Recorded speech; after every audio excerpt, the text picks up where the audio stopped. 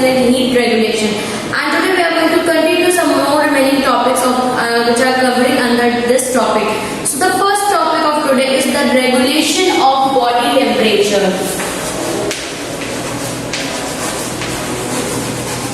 Regulation of body temperature. How the body temperature is regulated? So it is done or monitored by hypothalamus of brain. Hypothalamus of brain is the part which used to monitor the temperature of the blood that passes through it. The hypothalamus also receives information about temperature changes in the external environment from temperature receptors in the skin. So hypothalamus was the one who knows about the temperature inside the body and temperature outside the body, and that is why it used to monitor that temperature from the brain only. Now the question is, what happens when body temperature begins to rise, when body temperature is rising? So first of all, when the body performs vigorous muscular activities like high exercise or doing some work, a great deal of heat is produced during that overloading of work. The heat produced during that period of time cause a rise in blood temperature. The blood temperature is increasing because of the work done by the body, and immediately when the blood temperature starts increasing, the hypothalamus receives its signal and it sends out nerve impulses from there to receive body parts, and the following mechanism came into play. That means you start doing work, the temperature going to increase, and immediately it sends message to the hypothalamus of brain that when the work is done, temperature is increasing, immediately message is transferred to the hypothalamus of the brain. Now what was the function which is performed by the hypothalamus? Now what was the hypothalamus doing now? So the first thing is doing, that is vasodilation.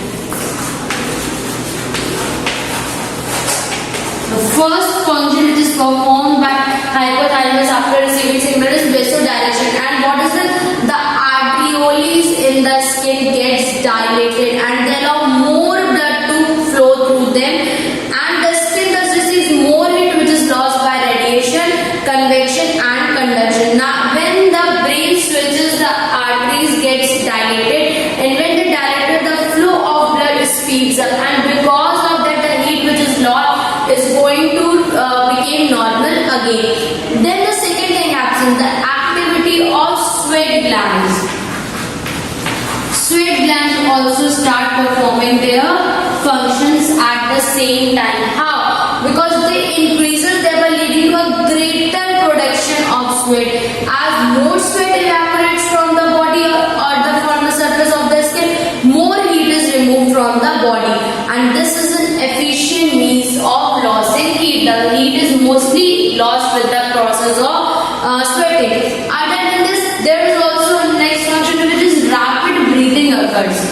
When you do more work, you can consider this that the breathing rate is also increased. So rapid breathing is also occurs.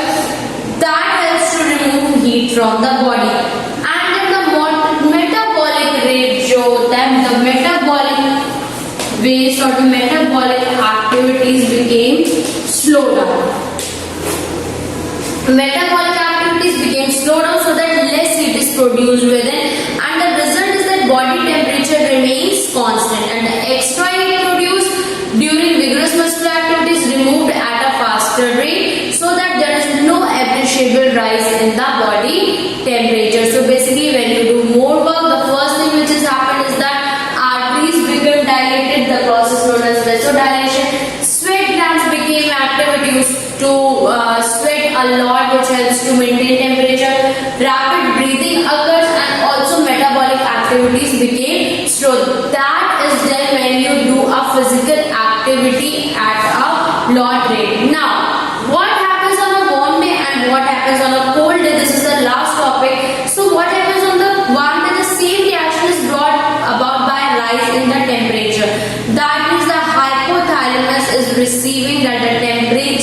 increasing or decreasing, and under the circumstances heat loss is done by the evaporation from the sweat glands. When the conditions became warm, when you are living in the warm surrounding, the hypothalamus receiving signal, and this the process of sweating occurs in your body. So in warm days, heat is regulated by the process of sweating. Excessive sweating is there that helps to maintain constant body temperature. And what happens on a cold day? Basically on a cold day the body tend to lose a lot of heat, especially because of the skin surface. So therefore on cold days the process which is just opposite to the vasodilation occur, and that is vasoconstriction.